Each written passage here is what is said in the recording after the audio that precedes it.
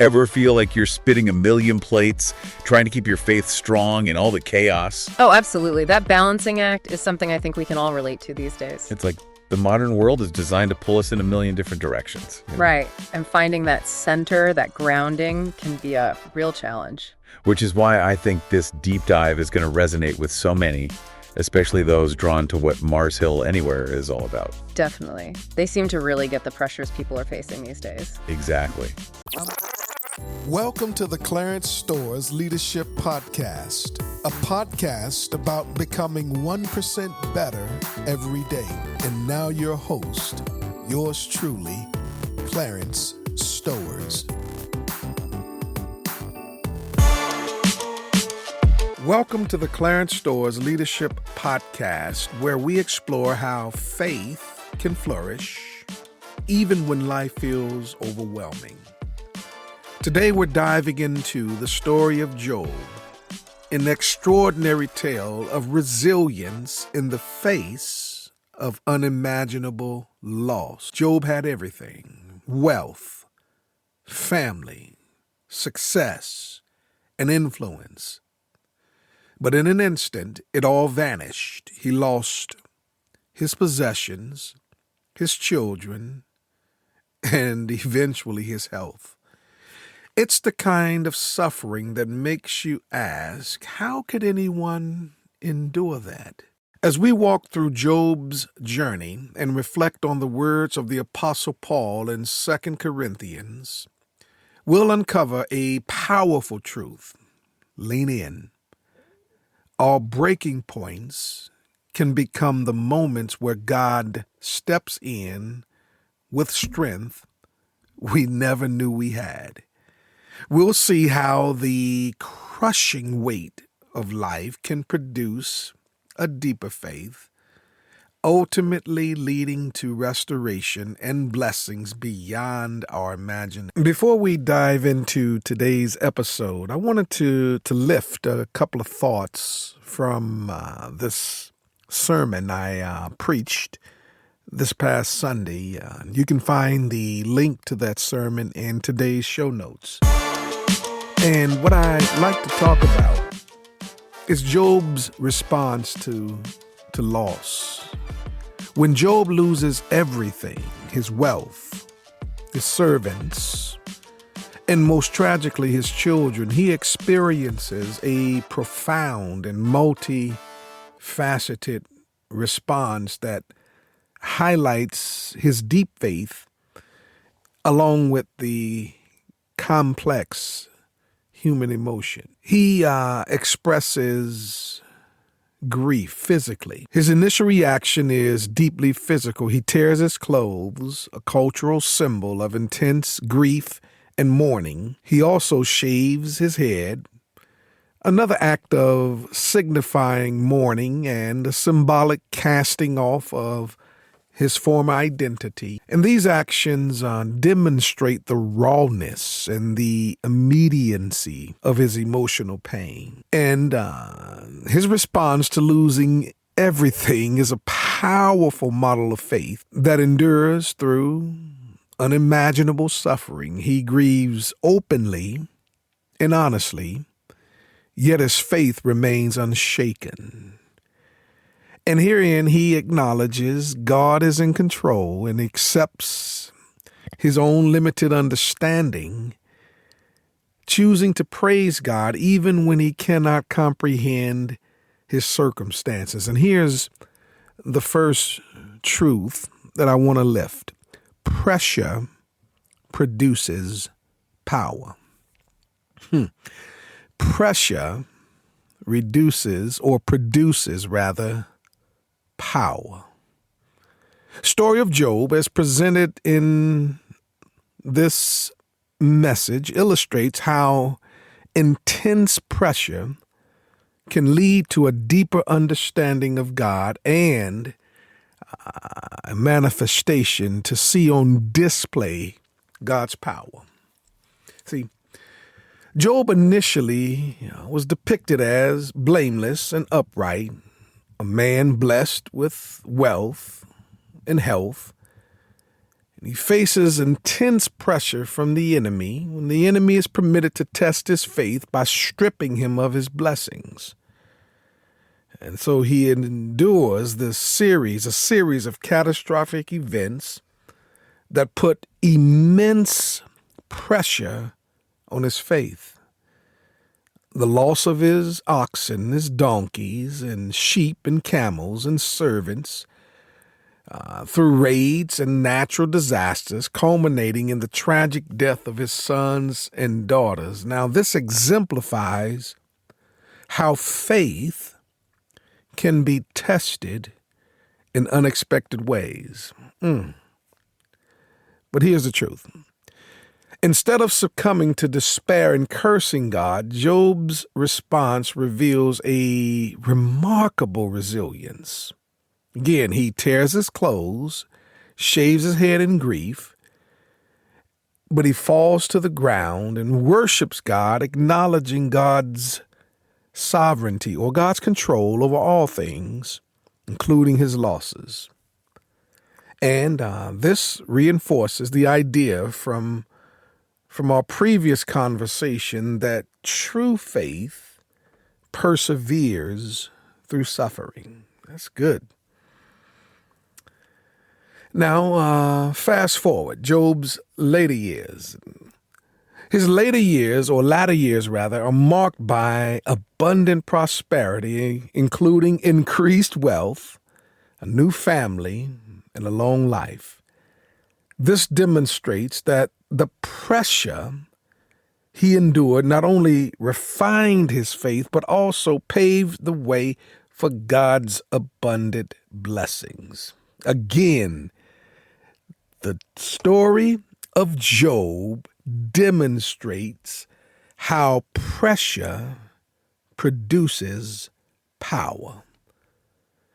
And by showing how these intense trials Job endured ultimately led to, first, a deeper understanding of God's power and sovereignty, a strengthening of his faith, and then finally an outpouring of God's blessing and restoration in his life. Powerful testament to the idea that while pressure can be overwhelming and painful, it can also be a catalyst for spiritual growth, deeper dependence on God, and the manifestation of his power in our lives. Again, not only does Job's story help us to see how pressure produces power, second truth I want to lift is how our breaking point is an opportunity for God to show up. And in this message, I cross-referenced Job's story with the Apostle Paul's experience in 2 Corinthians chapter 1, verses 8 through 9, and it echoes the idea that a breaking point can be God's opportunity to work in a new way, a concept that aligns perfectly with the lessons from Job's story. Paul himself, if you go back and read 2 Corinthians chapter 1, verses 8 through 9, Paul acknowledges reaching a breaking point in his ministry. Powerful text. He describes being crushed and overwhelmed beyond his ability to endure, and even expecting death, similar to Job's experience of losing his possessions, family, and health. Paul's situation reached a point where human strength and resilience were insufficient. This mirrors the idea from our earlier conversation that even the most faithful individuals can experience profound hardships. Now, this breaking point, however, becomes a turning point. I like that when breaking points become turning points. This became a turning point for Paul, he states, but as a result, We stop relying on ourselves and learn to rely on God who raises the dead. 2 Corinthians chapter 1, verse 9. Just as Job's trials led him to a deeper understanding of God's sovereignty, Paul's experience forced him to relinquish self-reliance and fully depend on God. Now, this resonates with the idea that suffering can lead to deeper dependence on God. As I wrap this up, I'm ready to get inside, and our host can take it a little further. Paul's experience in 2 Corinthians chapter 1, verses 8 through 9, directly relates to the idea, and here it is again, as I conclude, that a breaking point is God's opportunity for a turning point. Both Paul's account and Job's story reveal that when we face seemingly unbearable circumstances that force us to the end of ourselves, check this out. Lean in. God can step in and reveal his power in transformative ways. These breaking points, while painful, can become opportunities for spiritual growth, deeper dependence on God, and experience his power in our lives. My God, I'm excited, you all. I want you to grab something to write with, something to write on. Take good notes as our hosts dive deeper into this concept. When you're at your breaking point, don't throw in the towel yet until you hear this. I'll see you on the inside. Ever feel like you're spitting a million plates, trying to keep your faith strong in all the chaos? Oh, absolutely. That balancing act is something I think we can all relate to these days. It's like the modern world is designed to pull us in a million different directions. Right. And finding that center, that grounding, can be a real challenge. Which is why I think this deep dive is going to resonate with so many, especially those drawn to what Mars Hill Anywhere is all about. Definitely. They seem to really get the pressures people are facing these days. Exactly. So we're diving into the book of Job, and trust me, this ancient story has a lot to say about finding peace in the pressure cooker of life. It's amazing how these ancient texts can still feel so relevant, right? Totally. And to really get into it, we've got scriptures, sermons, even some of Mars Hill's marketing materials to see how they're connecting with people craving that balance. Sounds like a fascinating mix. It is. So Job, where do we even begin with this guy? He's like the poster child for blessed, wealthy, loving family, deep faith. The text literally calls him blameless. Talk about starting at the top. It's almost like the ancient equivalent of those picture-perfect lives we see on social media. Right. But here's the thing, and this is where it gets really interesting. Job's story is anything but picture perfect. Imagine you wake up one morning and bam, tragedy strikes. And it's not just one tragedy, it's like a chain reaction. Exactly. He loses his oxen, his donkeys, his sheep, even his servants, all in a single day. It's hard to even wrap your mind around that much loss at once. I know, right? But it gets worse. Job then faces every parent's worst nightmare. He loses all of his children. It's like the ancient world's version of a worst-case scenario all happening at once. It's unimaginable. You'd think that's the moment where someone, even someone as devout as Job, might just completely crack. Right. Rage at the heavens, curse God's name, but that's not what happens. No, instead, Job's response is both heartbreaking and incredibly powerful. He falls to the ground and worships. I know. Seriously. Seriously. He weeps, he tears his clothes, shaves his head, all these outward signs of mourning. But then he acknowledges God's power. The power to give and, yes, even the power to take away. It's wild, right? Because he doesn't shy away from the pain. He owns it. Absolutely. And that's what makes his faith so real, so relatable. He's not putting on a brave face. He's right there in the trenches of grief, but he's still clinging to his faith. And this is thousands of years before therapists, support groups, all the things we have today to help us process grief. It makes you wonder what he had tapped into that gave him that kind of strength. It's a good question, right? And it makes you wonder, what can we learn from Job's experience, even today, about facing the storms of life without losing our faith? Especially in a world that often feels like it's moving at warp speed. And that's something I'm really interested in unpacking as we continue this deep dive. It's like we look at these biblical figures, and it's easy to put them on a pedestal, right? Oh, totally. We forget they were human, too, dealing with real life stuff. Exactly. And speaking of real life stuff, let's talk about the Apostle Paul, because he knew a thing or two about pressure. Right. This is a guy who went through the ringer, shipwrecks, beatings, imprisonments, you name it. Paul probably experienced it. And yet, he still managed to write a good chunk of the New Testament and spread the message of Jesus with incredible passion. It's mind-boggling when you think about it. He was basically running a one-man startup for a brand new religion, all while facing intense opposition and hardship. Talk about a high-pressure job. But what I find so fascinating is that even Paul, with all his spiritual strength, admitted to feeling crushed by the weight of it all. He didn't try to pretend it was easy. Remember that line in Corinthians? We were crushed and overwhelmed beyond our ability to endure. It's raw, it's honest, and it's something I think a lot of us can relate to. Oh, absolutely. That feeling of just being completely maxed out, like you've hit your limit. We've all been there. And I think that's what makes Paul's words so powerful. He's not speaking from some distant superhuman perspective. He's right there in the trenches with us, acknowledging the very real struggles we all face. And it's in those trenches when we feel like we're about to break that something incredible can happen. Right. It's like we're forced to confront our own limitations, our need for something bigger than ourselves. Exactly.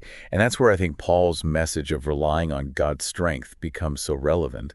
He says, but as a result, we stopped relying on ourselves and learned to rely only on God, who raises the dead. It's that paradox of faith, isn't it? It's often when we feel weakest that we discover a deeper strength. Not our own strength, but the strength that comes from something beyond ourselves. And that strength, it's not just about enduring hardship. It's about allowing those experiences to transform us, to refine us, to make us more like those sparkling diamonds we were talking about earlier. That's a great connection.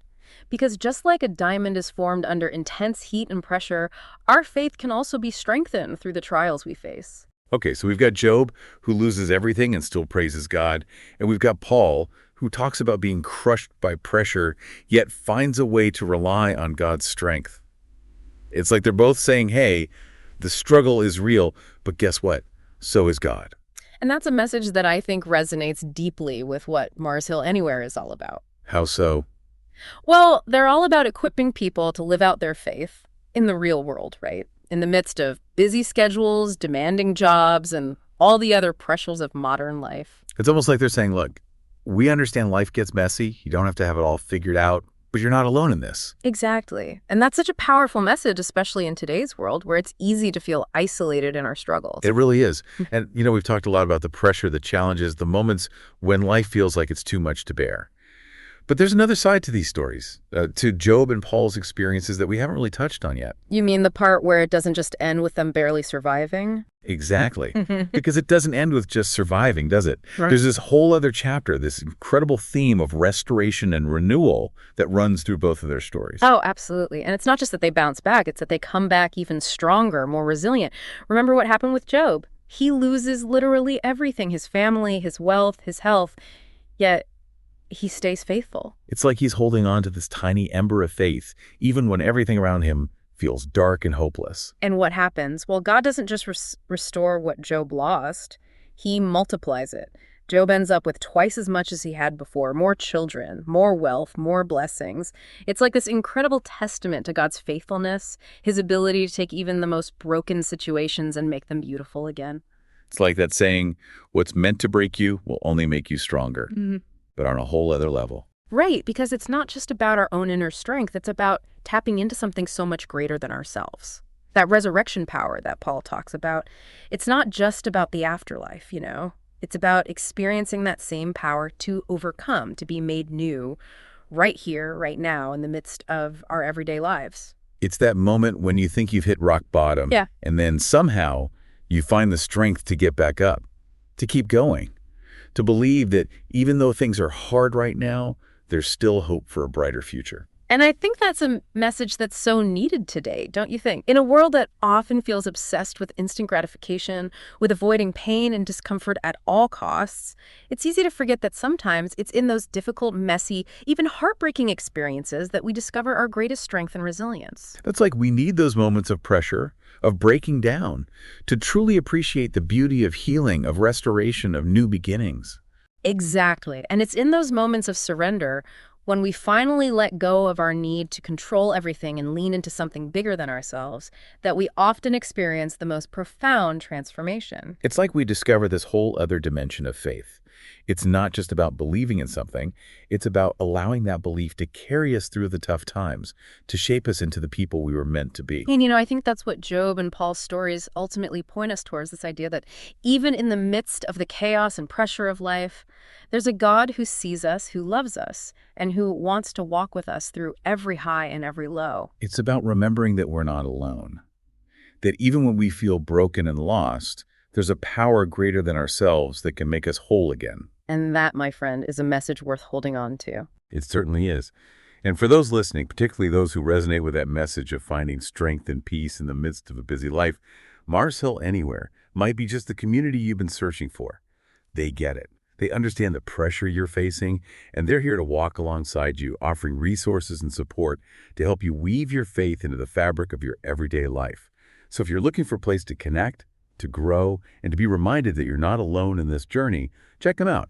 You might just find exactly what you need to not only survive, but thrive in this crazy, beautiful thing we call life. You've been listening to the Clarence Stowers Leadership Podcast. Join us next time for more insights on becoming 1% better each day and leveling up in all areas of life.